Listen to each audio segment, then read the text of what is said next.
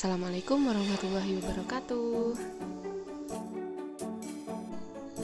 Perkenalkan, saya Fatimah Munaroh, program studi Bahasa dan Sastra Arab, Fakultas Adab dan Bahasa IAIN Surakarta. Di sini saya akan membahas tentang tarekat dalam ilmu tasawuf. Mari kita simak paparan berikut ini. Tarekat? Apa sih tarekat itu? Pengertian tarekat. Tarekat dalam bahasa Arab berasal dari kata turiko yang berarti jalan, keadaan, aliran, atau garis pada sesuatu. Menurut istilah, tarekat mempunyai banyak pendapat dalam memberikan pengertiannya. Dan semua pendapat tersebut dapat ditarik kesimpulan bahwa tarekat merupakan hasil dari sebuah pengalaman seorang sufi yang kemudian diikuti oleh para murid-muridnya, yang dilakukan dengan cara atau aturan tertentu dengan bertujuan untuk mendekatkan diri kepada Allah Subhanahu wa Ta'ala. Selanjutnya, sebagai jalan spiritual, tarekat ditempuh oleh para sufi atau zahid di sepanjang zaman. Setiap orang mempunyai pengalaman yang berbeda-beda sekalipun tujuannya yang sama, yaitu menuju pada Allah, baik dalam artian majasi atau nisbi ataupun hakiki. Meskipun demikian, para ahli tasawuf sepakat untuk memilih tahapan-tahapan perjalanan spiritual ini ke dalam stasiun-stasiun makomat dan keadaan-keadaan atau ahwal. Perbedaannya adalah makomat dicapai melalui usaha yang sadar dan sistematis, sedangkan ahwal adalah keadaan jiwa yang datang secara spontan sebagai hadiah dari Tuhan atau karomah, dan umumnya berlangsung relatif cepat dan tidak lama. B. Hubungan tarekat dengan tasawuf. Sebagaimana telah kita ketahui bahwa tasawuf secara umum memiliki arti usaha mendekatkan diri kepada Allah dengan sedekat mungkin melalui penyesuaian rohani dan memperbanyak ibadah. Sedangkan tarekat adalah cara dan jalan yang ditempuh seseorang dalam usahanya mendekatkan diri kepada Allah. Nah, gambaran tersebut menunjukkan bahwa tarekat adalah tasawuf yang telah berkembang dengan beberapa variasi tertentu, sesuai dengan spesifikasi yang diberikan oleh seorang guru kepada muridnya. Dengan demikian, jelaslah hubungan antara tasawuf dengan tarekat, yaitu bermula dari tasawuf yang berkembang dengan berbagai macam paham dan aliran. Lebih singkatnya lagi, bahwa hubungan tasawuf dan tarekat adalah jika tasawuf secara umum adalah usaha untuk mendekatkan diri kepada Allah, nah tarekat jalannya, tarekat adalah usahanya yang ditempuh untuk mendekatkan diri kepada Allah. Begitu. Agar kita mengerti faham betul apa itu tarekat, alangkah baiknya kita mempelajari sejarah timbulnya tarekat tersebut. Dahulu, seorang guru tasawuf biasanya memformulasikan suatu sistem pengajaran tasawuf berdasarkan pengalamannya sendiri. Jadi, mereka itu menggunakan pengalaman pribadinya lalu mencampurkan atau memformulasikan pengalaman tersebut ke dalam tasawuf. Nah, sistem pengajaran tersebut kemudian menjadi ciri khas bagi suatu tarekat tertentu yang membedakan dari tarekat yang lain. Tarekat sendiri adalah organisasi dari pengikut sufi-sufi besar. Nah, mereka mendirikan organisasi-organisasi tersebut untuk melestarikan ajaran-ajaran tasawuf gurunya. Maka timbullah tarekat.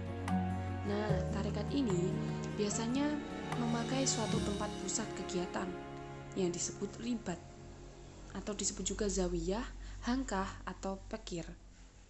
Nah, teori lain sejarah kemunculannya tarekat dikemukakan oleh John Oxford. Ia menjelaskan bahwa penjelasan mistis terhadap Islam muncul sejak awal sejarah Islam, dan para sufi yang mengembangkan jalan-jalan spiritual personal mereka dengan melibatkan praktik-praktik ibadah, pembacaan kitab suci, dan kepustakaan tentang kesolehan. Pada awal kemunculannya, tarekat berkembang dari dua daerah, yaitu Khurasan atau Iran dan Mesopotamia atau Irak. Karena saking banyaknya cabang-cabang tarekat yang timbul dari tiap-tiap tarekat induk, maka sangat sulit untuk menelusuri sejarah perkembangan tarekat itu secara sistematis dan konsepsional. Sejarah perkembangan tarekat mencatat bahwa tarekat-tarekat itu secara natural mengalami perjalanan panjang. Hal itu benar secara historik, bahwa banyak tarekat-tarekat yang lenyap ditelan masa karena tidak adanya pendukung yang memperjuangkannya. Namun demikian, terdapat pula fenomena tarekat-tarekat yang mengalami perkembangan luar biasa, seperti Qadiriyah, Naqsabandiyah, Khalwatiyah, dan lain-lain. Perkembangan tarekat-tarekat tersebut tidak lepas dari upaya perjuangan para pengenalnya, para pengamalnya, dengan pola-pola, strategi, dan model-model tertentu yang patut dipahami. Selanjutnya ada aliran-aliran tarekat dalam Islam. Yang pertama ada tarekat Qadariyah. Tarekat ini didirikan oleh Abdul Al-Qadir Jailani atau Al-Qutb Al-Awiyah. Ciri khas dari tarekat ini adalah sifatnya luwes, tidak sempit hingga tuan syekh atau syekh mursyid yang baru dapat menentukan langkahnya menuju kehadirat Allah SWT guna mendapat keridhaannya. Keluasan dan kemandirian inilah yang menyebabkan tarekat ini cepat berkembang di sebagian besar dunia Islam, terutama di Turki, Yaman, Mesir, India, Suriah, Afrika, dan yang terakhir Indonesia. Yang kedua, Syadziliyah. Tarekat ini didirikan oleh Abu Al-Hasan Asy-Syadzili. Syadzili menyebar luas di sebagian besar dunia muslim. Ia diwakili di Afrika Utara terutama oleh cabang-cabang Fasiyah dan Darkawiyah serta berkembang pesat di Mesir, tempat 14 cabangnya dikenal secara resmi pada tahun 1985. Di dalam tarekat ini dijelaskan bahwa terdapat 5 ajaran pokok, yakni yang pertama, takwa kepada Allah SWT dalam keadaan rahasia maupun terbuka. Yang kedua, mengikuti sunnah Nabi SAW dalam perkataan maupun perbuatan. Yang ketiga, berpaling dari makhluk atau tidak menumpukan harapan ketika berada di depan atau di belakang. Yang keempat, ridho terhadap Allah SWT dalam pemberiannya sedikit maupun banyak. Dan yang terakhir, kembali kepada Allah SWT dalam keadaan senang maupun duka. Yang ketiga ada tarekat Naqsabandiyah. Tarekat ini didirikan oleh Muhammad Bahauddin An-Naqsabandi Al-Awisi Al-Bukhari di Turkistan. Tarekat ini mempunyai dampak yang sangat besar kepada masyarakat muslim di berbagai wilayah yang berbeda-beda. Ciri yang menonjol dari tarekat Naqsabandiyah adalah mengikuti syariat yang ketat, lebih menyukai berzikir dalam hati, dan keseriusan dalam beribadah inilah yang menyebabkan penolakan terhadap musik dan tari. Kemudian, upaya yang serius dalam mempengaruhi kehidupan dan pemikiran golongan penguasa, serta mendekati negara pada agama. Yang keempat, tarekat Yasafiyah dan Hawajagawiyah. Tarekat ini didirikan oleh Ahmad Al-Yasafi dan disusul tarekat Hawajagawiyah yang disponsori oleh Abdul Al-Khaliq Al-Wuzdawani. Kemudian kedua tarekat ini menganut paham tasawuf Abu Yazid Al-Bustami. Nah, tarekat Yasafiyah ini berkembang ke berbagai daerah, antara lain ke Turki. Yang kelima, tarekat Khalwatiyah. Tarekat ini didirikan oleh Umar Al-Halatawi yang wafat pada tahun 1397 Masehi. Merupakan salah satu tarekat yang berkembang di berbagai negeri seperti Turki, Syria, Mesir, Hijaz, dan Yaman. Yang keenam, tarekat Syatariyah. Tarekat ini didirikan oleh Abdullah bin Syattar yang wafat pada tahun 1485 dari India. Tarekat ini tidak mementingkan sholat 5 waktu, tetapi mementingkan sholat permanen, yaitu sholat do'im. Adapun dasar dari tarekat ini adalah martabat yang 7, yang sebenarnya tidak begitu erat hubungannya dengan praktik ritualnya. Yang ketujuh, tarekat Rifa'iyah. Tarekat ini didirikan oleh Ahmad bin Ali Rifa'i. Tarekat Sufi Sunni ini memainkan peranan penting dalam perlembagaan Sufisme. Dari segala praktek kaum Rifa'iyah, zikir mereka yang khas patut dicatat. Yang kedelapan, Qadiriyah wa Naqsabandiyah. Tarekat Qadiriyah wa Naqsabandiyah. Tarekat Qadiriyah wa Naqsabandiyah merupakan gabungan dari dua ajaran tarekat, yaitu Qadiriyah dan Naqsabandiyah. Tarekat ini didirikan oleh Ahmad Khatib Sambas yang bermukim dan mengajar di Makkah pada pertengahan abad ke-19. Tarekat ini merupakan yang paling berpengaruh dan tersebar secara meluas di Jawa saat ini. Kemudian yang ke-9 ada Tarekat Samaniyah. Tarekat ini didirikan oleh Muhammad bin Abdul Al-Karim Al-Madani Asy-Syafi'i As-Samman pada tahun 1130 sampai 1175. Hal menarik dari tarekat ini dan menjadi ciri khasnya adalah corak wahdat al-wujud yang dianut dan syahadat yang terucap olehnya tidak bertentangan dengan syariat. Kemudian yang ke-10 ada Tarekat Tijaniyah. Tarekat ini didirikan oleh Syekh Ahmad bin Muhammad At-Tijani pada tahun 1950 sampai 1230 Hijriah atau 1737 sampai 1815 Masehi.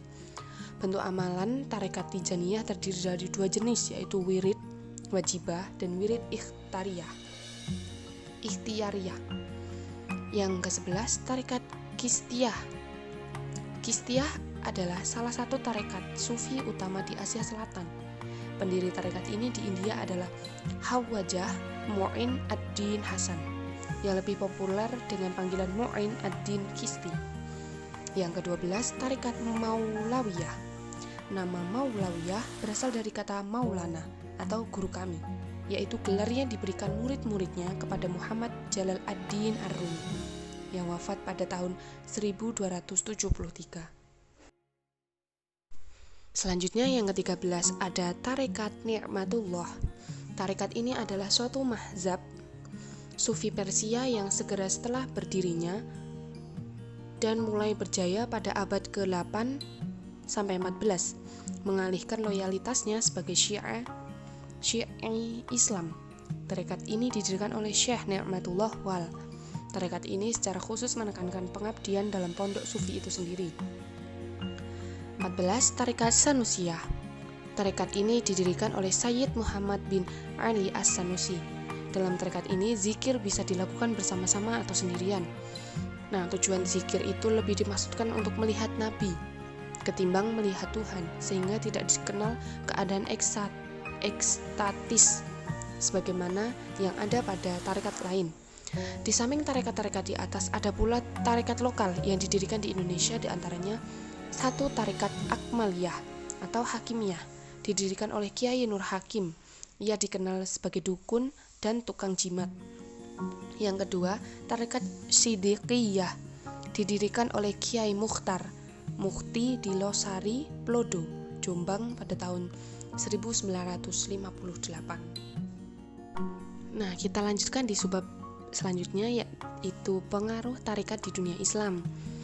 Dalam perkembangannya, tarekat tidak hanya memusatkan pada ajaran-ajaran gurunya, namun juga mengikuti kegiatan politik. Jadi, sungguh pun mereka memusatkan pada akhirat. Kalau sudah ada pola dunianya, mereka ikut bergerak menyelamatkan umat Islam dari bahaya yang mengancamnya.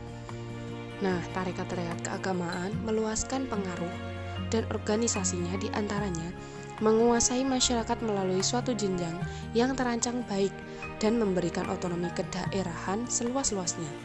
Di samping itu pula, tarekat umumnya hanya berorientasi akhirat, tidak mementingkan dunia. Nah, tarekat menganjurkan banyak beribadah dan jangan mengikuti dunia, karena dunia ini adalah bangkai, yang mengejar dunia adalah anjing. Inilah pepatah yang mereka lontarkan. Para pembaharu dalam dunia Islam melihat bahwa tarekat bukan hanya mencemarkan paham tauhid, melainkan membawa kemunduran bagi umat Islam itu sendiri. Oleh karena itu, pada abad ke-19 mulailah timbul pemikiran yang sini terhadap tarekat dan tasawuf. Akan tetapi, akhir-akhir ini perhatian pada tasawuf timbul kembali karena dipengaruhi oleh paham materialisme, memberikan sesuatu yang bersifat rohani, sehingga banyak orang yang kembali memperhatikan tasawuf. Sebelumnya, tasawuf pernah hilang atau paham-paham sufi pernah hilang karena tidak ada yang menjaganya.